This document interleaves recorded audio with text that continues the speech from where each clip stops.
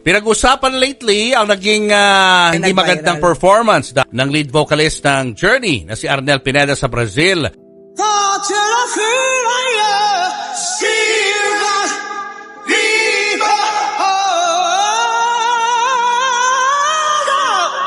Totoo ba na hindi bagay si Arnel Pineda sa Journey? Totoo ba na karaoke singer lang siya? At bakit may fans na gusto siyang palitan hanggang ngayon? Ngayon, sasabihin natin ang buong katotohanan mula sa kalsada ng Maynila hanggang sa pinakamalalaking entablado sa mundo.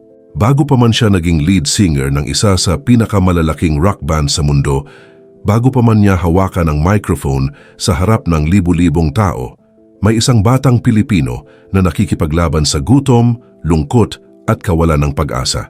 Ang batang iyon ay si Arnel Pineda, isang pangalan na ngayon ay nakaukit sa kasaysayan ng rock. Pero minsan ay halos hindi na narinig ng mundo. Lumaki siya sa Sampaloc, Maynila, bilang panganay sa 4 na magkakapatid. Sa murang edad nawalan siya ng ina, isang pangyayaring bumaligtad sa buong mundo niya. Ang kanilang pamilya ay nalubog sa utang, naghiwa-hiwalay, at kulang sa pagkain at tahanan. Sa edad na 13, naging homeless siya. Natutulog sa Luneta Park, sa mga pier, at sa mga bangketa malamig at magaspang. Kumain ng tirang pagkain at minsan ay naghahanap ng scrap metal, bote at dyaryo para mabuhay. I went on my own. Nakikitulog-tulog sa mga Sa mga kaibigan? Bibigyan ka ng bangko sa labas ng bahay nila, doon ka tutulog. So, yung mga araw pa daw na mga 2 or 3 days hindi ka nakakakain? Oo. Minsan nabibigyan ako ng pera pagkatapos bumibili ako ng lata ng sardinas.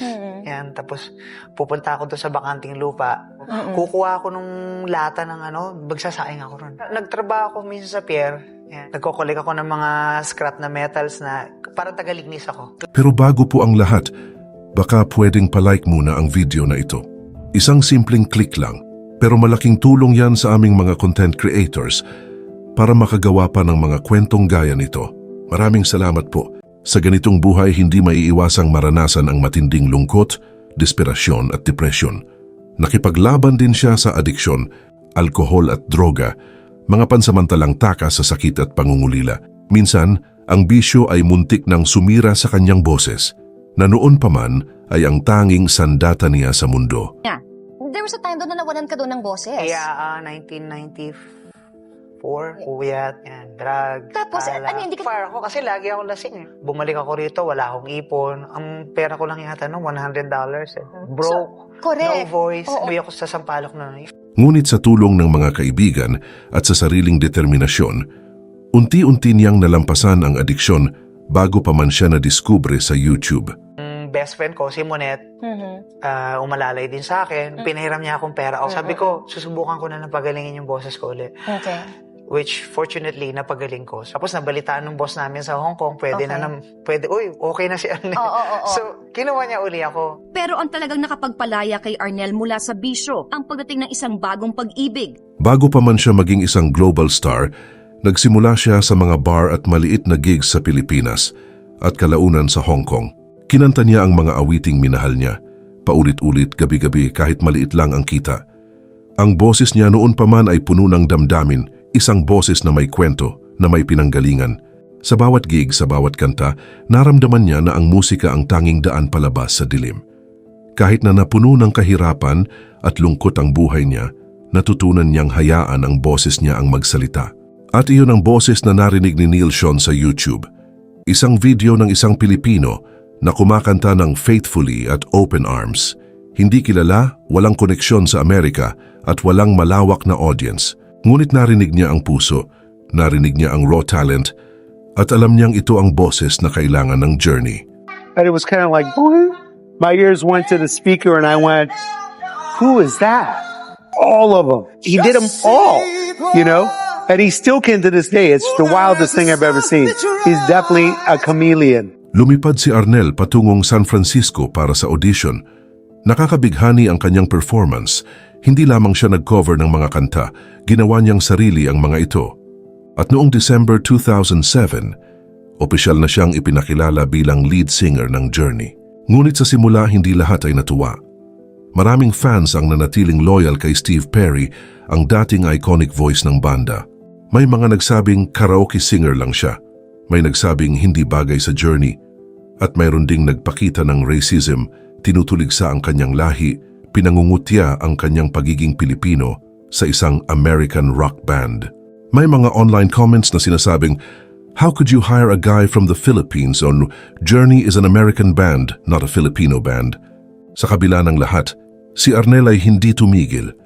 Pinili niyang hayaan ng kanyang talento ang magsalita. Patuloy siyang nag-perform, pinatunayan ang sarili sa bawat concert. Ang suporta ni Neil Sean at ng ibang miyembro ng banda ay naging shield laban sa mga bashers. Ngunit hindi iyon sapat para sa lahat ng hamon na darating. Noong September 2024 sa Rock in Rio, dumating ang isa sa pinakamalalaking pagsubok sa kanyang career. Sa gitna ng concert, nagkaroon ng technical problem sa kanyang in-ear monitors. Hindi niya naririnig ang kanyang sariling boses ng malinaw. Sobra ang init at ang katawan niya ay pagod mula sa sunod-sunod na tour simula pa noong February 2024 sa kantang Don't Stop Believin'.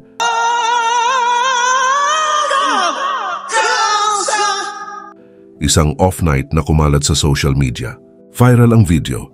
Matinding backlash ang dumating mula sa fans na nagdemand na siya ay palitan. Sa sobrang emosyonal, nagpost si Arnel sa social media. Binigyan niya ang mga fans ng go or stay poll. Kung aabot sa 1 milyon ang bumoto ng go, handa siyang iwan ang banda. Muntik na siyang sumuko. Muntik na niyang iwan ang banda na nagbigay sa kanya ng lahat. Ang boses na nagligtas sa kanya mula sa kahirapan, mula sa adiksyon, mula sa kalsada, mula sa gutom at lungkot. Ang mga huling buwan ng 2024 ay puno ng pagdududa at emosyonal na stress para kay Arnel. Ngunit sa huli pinili niyang manatili. Pinili niyang lumaban. Pinili niyang patunayan sa mundo na hindi siya aksidente sa Journey.